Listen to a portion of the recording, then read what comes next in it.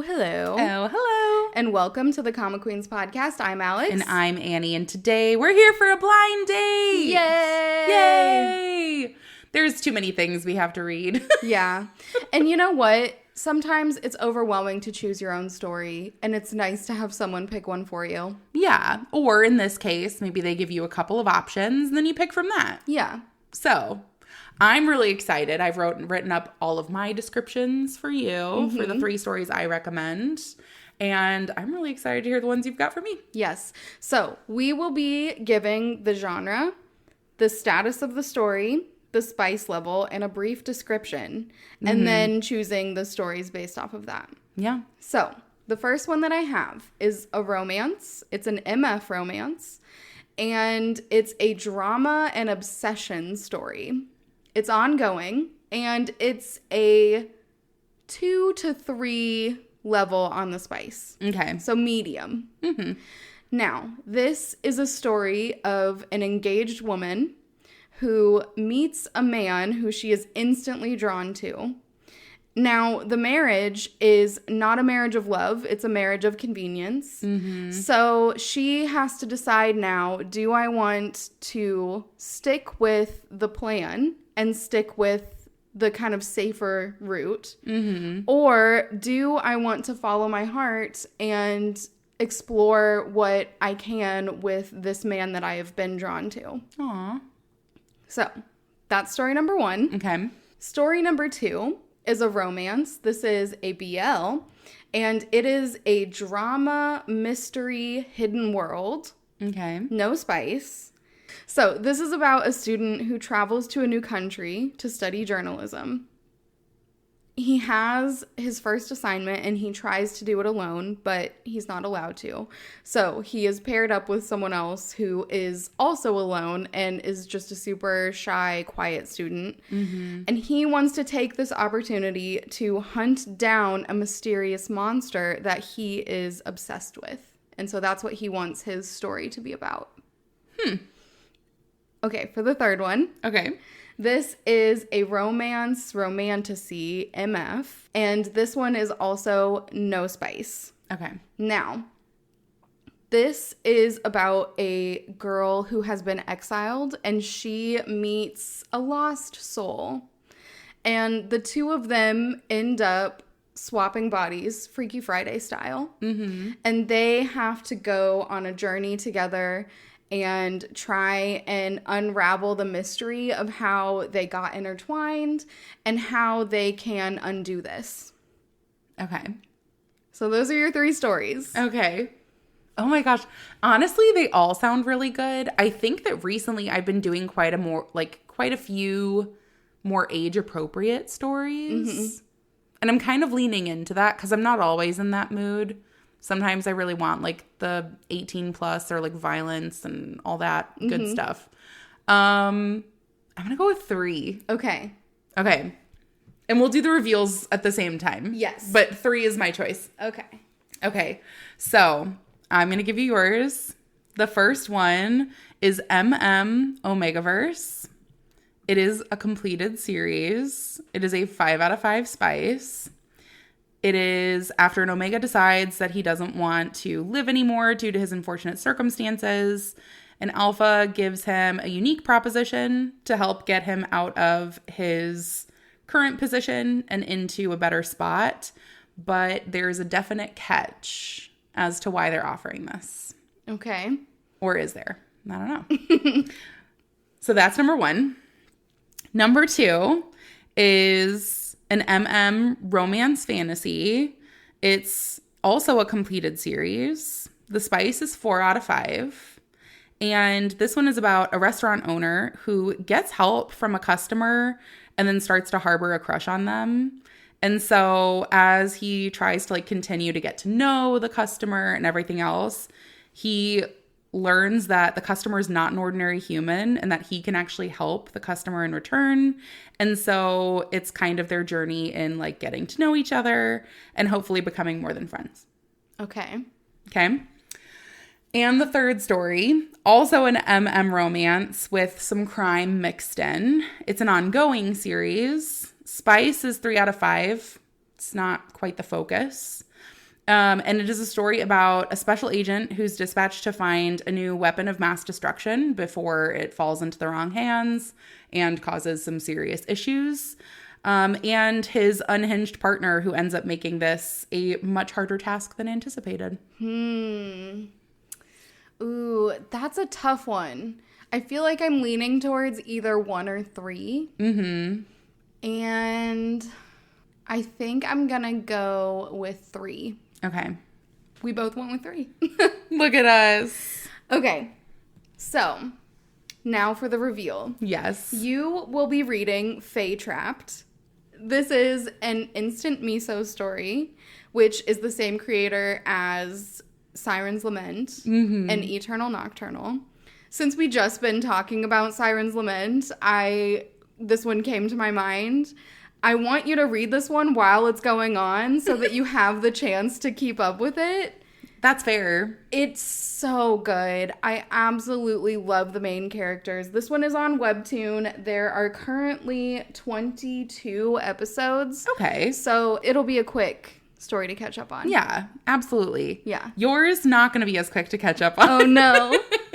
But I do really think that you're going to like it. Just knowing you. Yeah. So your story is Codename Anastasia. Okay. This one's on Tappytoon and it's 65 episodes ongoing. So I think you're going to have a lot of fun with this one. Okay. It's not that bad. 65 is doable. Yeah, 65 is doable. Yeah. Very different stories. So I'm excited to hear what you think about this one. Oh my gosh. I'm excited to hear what you think about this one. Well, we'll be right back.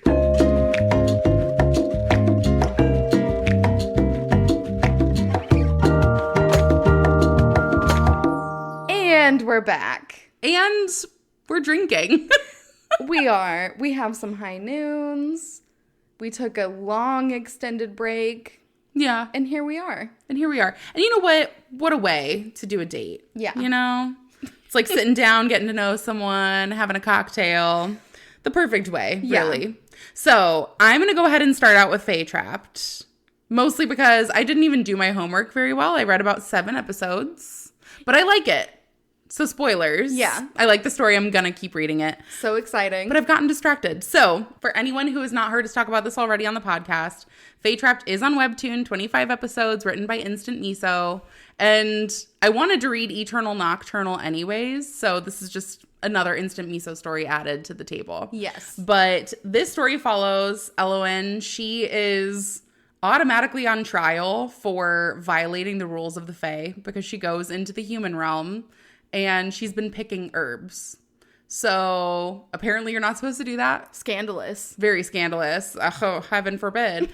And also she had a pinwheel with her. And the fact that that was like the final nail in the coffin, I did find pretty funny. Like to me, a pinwheel, pretty unassuming. Deadly. But to them, forbidden. Like all the Fae, they're snickering. They're like, pss, pss, pss, you know, like talking crap about her. And she's like, no, oh my gosh. They like violently rip her wings off. Yeah, it is pretty sad, actually. It's a really sad scene. And I'm sitting here, I'm like, over a pinwheel? Can we all calm down? And the herbs. Yeah, I guess together. It's pretty incriminating. So anyways, they're like, you like people so much? You like human shit? Go to the human realm. And so she does. So she's there for a while. I don't remember the amount of time. I think that they tell her it's like 5 years. A couple years at least at this point. And, you know, being the Fae, she's still able to use her magic, which did surprise me. I was like, I mean, okay, you took away her wings, but I feel like the magic would be the more important thing. But who am I to focus on the details? So she can still use her magic. She uses it to be a friend of the forest. And she's like cleaning up all the trash and everything else. And she is hankering to get back to Mistland, which is where all of the Fae live. Yeah. But you need a special key to get there. It's a whole ordeal. Well, into the forest walks this man named West, and he is a sculptor who pretty high and mighty for himself. Like, he thinks very highly of his work, but he seems to be in a slump. Like, it shows him on the phone. He's talking to his manager, and his manager is like, you've got a show coming up. What do you think you're doing? where are you? You're supposed to be doing a bunch of shit right now. He's like, cancel it all. And it shows that he smashed a bunch of his sculptures. Like, he's just not having it. Oh my gosh, we read this so differently. I can already tell by the way that you're describing this character. I mean, I love him. Yeah, but I was not, when I read this, I was thinking like tortured, tormented artist is absolutely distraught and destroys all of his work, which I have done before and I get. Maybe that's why I don't relate to it, because I've never made anything creative in my life. And sometimes you create something and you're like, I hate this. I must destroy it because I can't let it live anymore. I could think of a couple things that people maybe should have done that for. But we won't get into that today. So, yeah, West, I mean, I guess it depends on how you choose to interpret it. For me, I'm like spoiled brat baby. But, you know, for you, tortured artist, same, different sides of the same coin, if you ask me. No, but he walks into the forest, I think just to try to, like, clear his head. Like, they show a couple flashbacks. It seems like he's gone to the forest pretty often. And it's just a place of solace, you know, important to reconnect with nature. I do that when I read my webcomics, and sometimes they show me things that maybe I didn't consent to seeing. And, you know, we all have to do it every once in a while. So he's there in the forest, but he ends up stepping on this little mushroom, magical mushroom. And he, of course, doesn't really process what's going on. And the forest punishes him because apparently this is like a little guardian of the forest. And he pissed it off. I wouldn't like getting stepped on either. This little mushroom, he's like, how dare you? Yeah, and the trees and the forest, they're all in cahoots. They immediately wrap him up in vines. And they're like, yup, you're in punishment time. And Elwyn goes, he has some magical energy about him. He could give me a key to go back home. So she decides to jump out of this tree. The guy's already startled, has no idea what's going on. Oh, great. Like, just one more thing. An elf lady jumping from the tree at me, and I'm already tied up. And so she goes, hey, listen, I'm going to need your help with something. You'll get released eventually when the forest isn't pissed at you anymore, but I've got bigger fish to fry. And so she says, like, I need your body, which he's like, hey, lady, take me to dinner first. And instead she walks right up to him, plucks a bunch of his hair, and then puts it into this potion bottle and creates a portal for herself. And she's like, hope you figure it out. She goes to ditch him, but the forest lets him go, and he grabs her in the process of her leaving. So they're then transported into Mistland, the Fae realm, and they've switched bodies. It's Freaky Friday, Fae edition. So immediately, I thought it was very interesting how they did this, because they ended up just transporting, like, the girl's body into, like, the exact place the guy was in. So Elwyn's body is now wearing West's clothes, and it's West's spirit. I do love that they were like, no, your clothes don't automatically get transported to the correct body.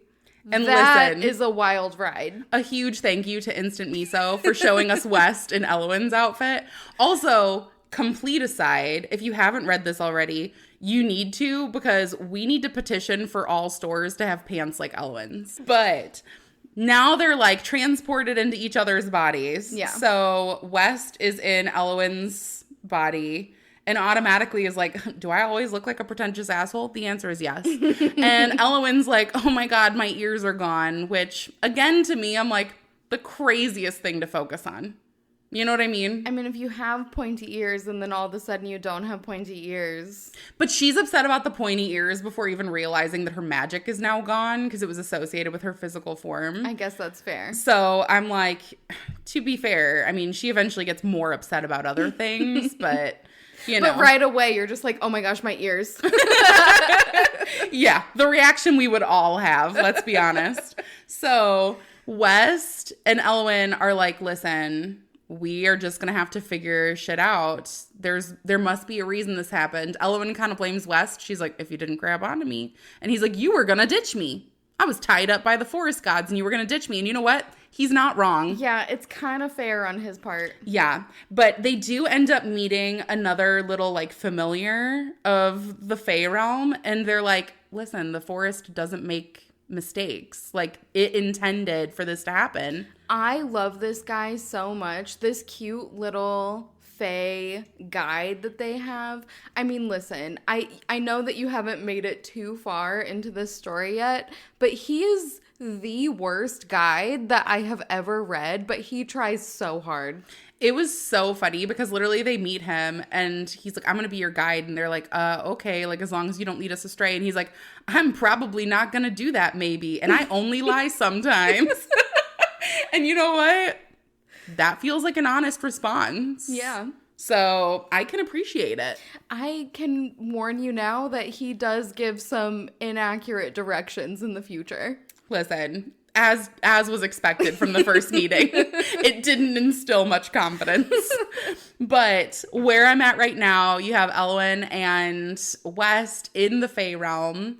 It sent a huge rift through the realm. And so everyone knows that something happened. Mm-hmm. Something is amiss. And so it's on high alert with all of the elders, all of the other Fae. And unfortunately for Elwyn, she is wanted. So they are going to recognize Elwyn's body, which is now West's. Yes.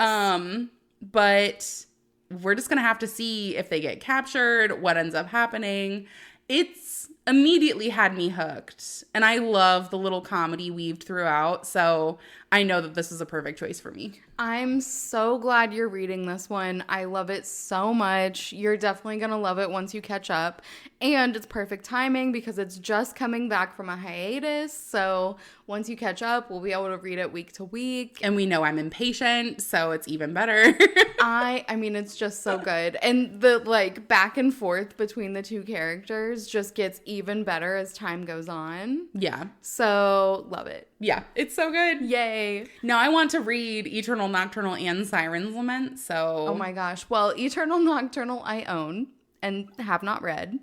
But we're not going to talk about that because I have read Siren's Lament. Yeah, so we're just going to ignore that part and then we'll focus on the good stuff. Yeah. Siren's Lament, great. Yeah. I've mentioned it multiple times. We just talked about it because Kalasami recommended it to us, so I had to reread it. Yeah. Not in entirety, but I did like give a glance through again. And then immediately we're like, yep, I need to read this again. Yeah. So good. Yeah. Now, my story is kind of at the opposite spectrum of yours. Yours, cute, cozy, comfy. Here's the thing. Knew this wasn't cute or cozy. I did give you some choices that were cute and cozy, but you just must not have been in the mood. Listen, I did this to myself. This is Codename Anastasia, and this is on TappyToon. There are 69 episodes, and I read the first 27. Mm-hmm. So that's a good chunk. I did a good chunk. I love it. Oh my gosh, I have opinions and I can't wait to tell you about them because I'm not usually in opinions. I'm usually like a just let's see what happens kind of gal. But you've got theories. I've got like one kind of theory, which maybe you're probably going to be like, that's obvious, you dummy, but it's fine. I'm not going to say anything to spoil it for you. That's fair. You're farther than I am. So we start off with our main character. His name is Taekju, and he is a secret agent. And it starts off with him thinking about the fact that he is the sole survivor of his family when it comes to like the male line. Mm-hmm. So like his father has died, his grandfather has died, his older brother has died. They were all military members and died in active duty. So his mom, very not wanting him to go into the military. Yeah, not really supportive of that idea. No, she wants him to be safe, and she is like, he mentions in the future that she won't even let him drive a car because there's a high crash rate in South Korea. Mm-hmm. And so like, she's a bit overprotective with some reasonings why. Yeah. I think that it just kind of made her go a little overboard. A little strong. Yeah. Yeah. And he is like, okay, if I tell my mom what I really do, she's gonna go crazy and she's not gonna survive it. Yeah. Also, he can't tell his mom what he really does because he's a secret agent. And one of the number one things as a secret agent is that you can't let anyone in your life know what you do. One of the first rules of the CIA. You're not in the CIA. Yeah. You're doing something else. Yeah. So he, to his mom's eyes, is a civil servant. To our eyes, he is a secret agent. And he starts off on a mission, and he's trying to capture 2 people on a boat. Mm-hmm. Now, he's partly successful in this. He does capture one person and handcuffs them to the boat. One of the other people gets away, and he chases them down, crashes a boat into another boat through all of this. Like, this all happens within, like, the first episode and a half. Mm-hmm. And he is just kind of out there just going crazy with it. Now, he's completed this mission, and he's like, all right, cool. It's my mom's birthday. We're going to go back. Me, myself, and I are going to go back with these flowers, and I'm going to go celebrate my mom's birthday. So he gets on a train. He's going home. The train stops, and he has gotten a call from his boss, and his boss is like, you have to come in right now. It's not about all of the damage you caused, because that's fine. We don't care about that. Like, you did what you had to do. And he's like, yeah, I tried my best. Yeah. So that's what you got. Mm-hmm. And so then he hears on the intercom that the train will not go until the problem resolves itself. And he realizes that the problem is that he is on the train. So he has to go and talk to his superior.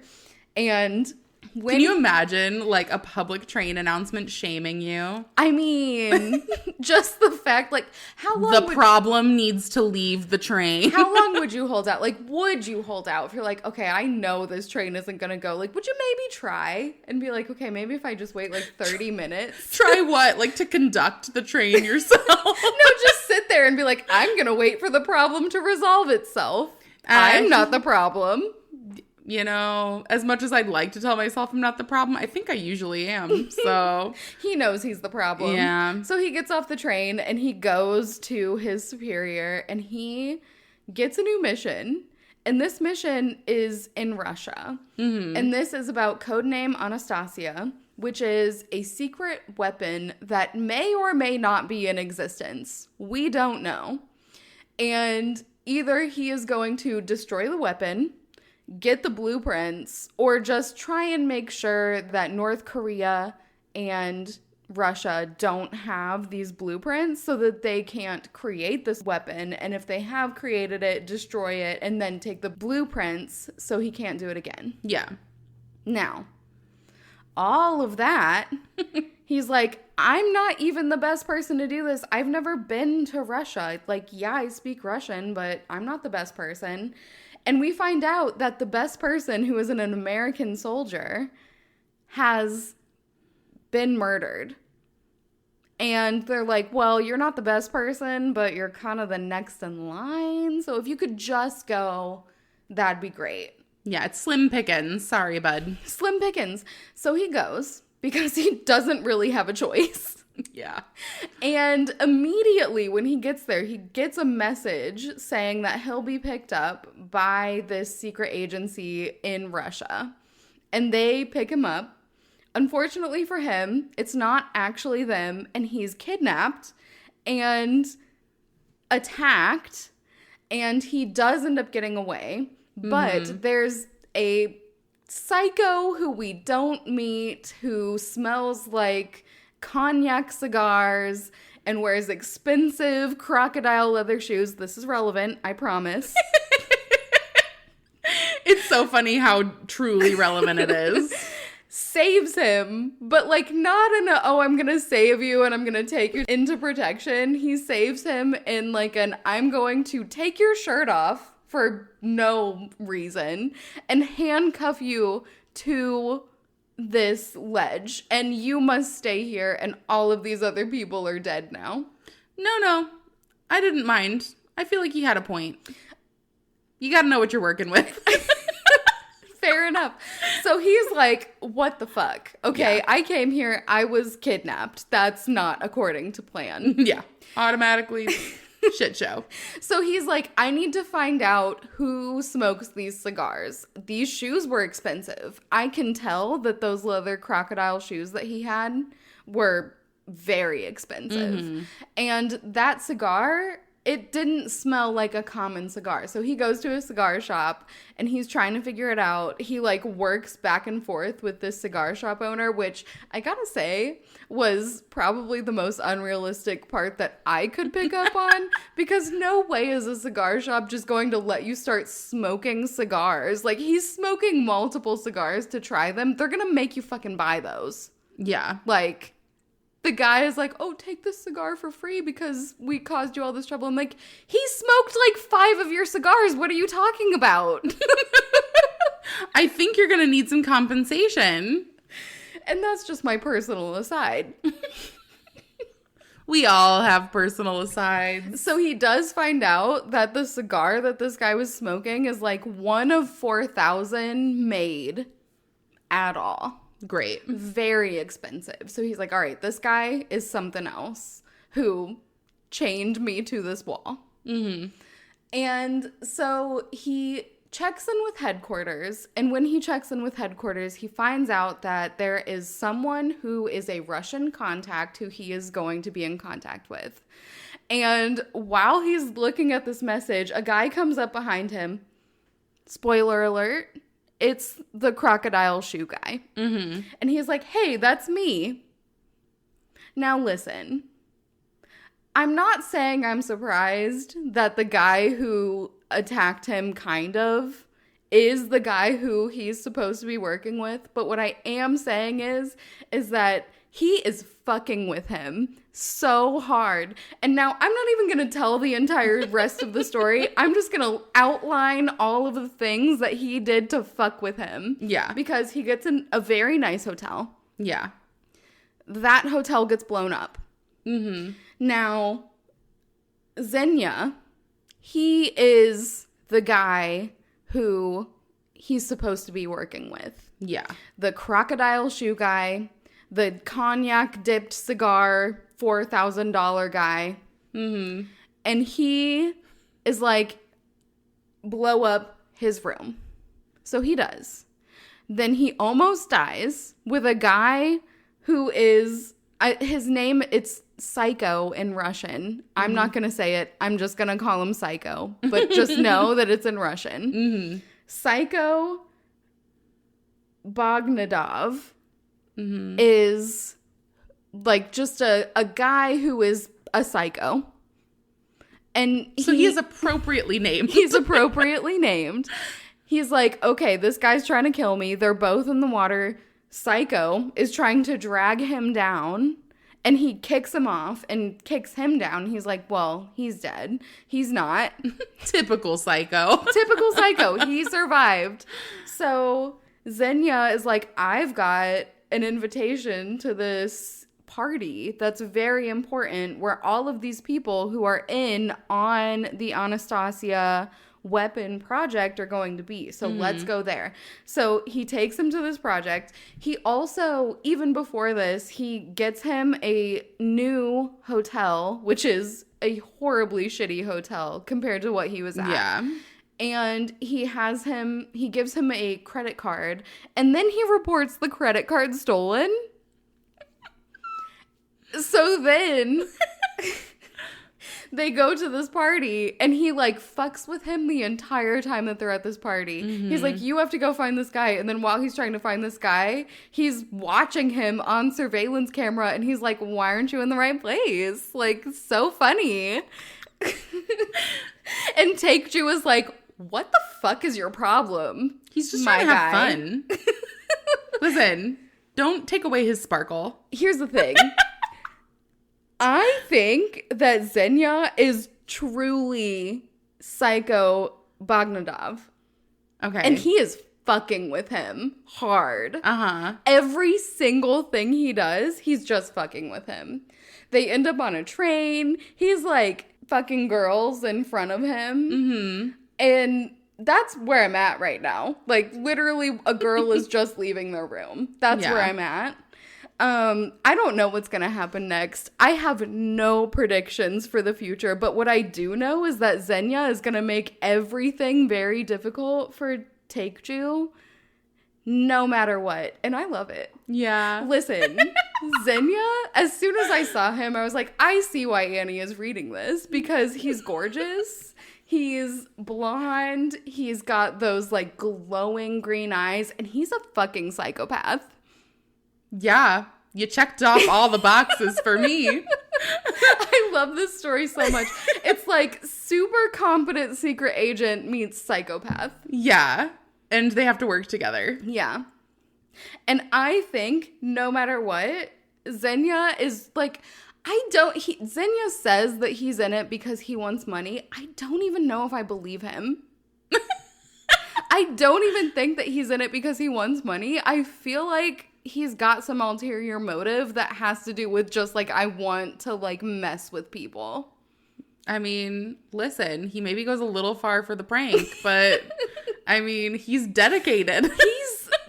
He's something else. I love this story. I'm so glad that I'm reading it. I'm definitely going to keep reading it. I'm so glad. Yeah, it's definitely two very different ends of the spectrum. Yeah. But both of them make you kind of laugh out loud. Yeah. But different reasons. We did it. We did it. High five us. We have such good taste. We do. I love how we're just going to cheers each other forever. I know. Cheers to us. Cheers to us. That was a high noon cheers for the audience. And for us. And for us. But yeah, what a successful blind date. Now we've got 2 more series to add to our never-ending list of series we're reading. Yes. And how exciting is that? Very exciting. So thank you all so much for joining us. And we are looking forward to talking to you all on the next one. Goodbye. Bye.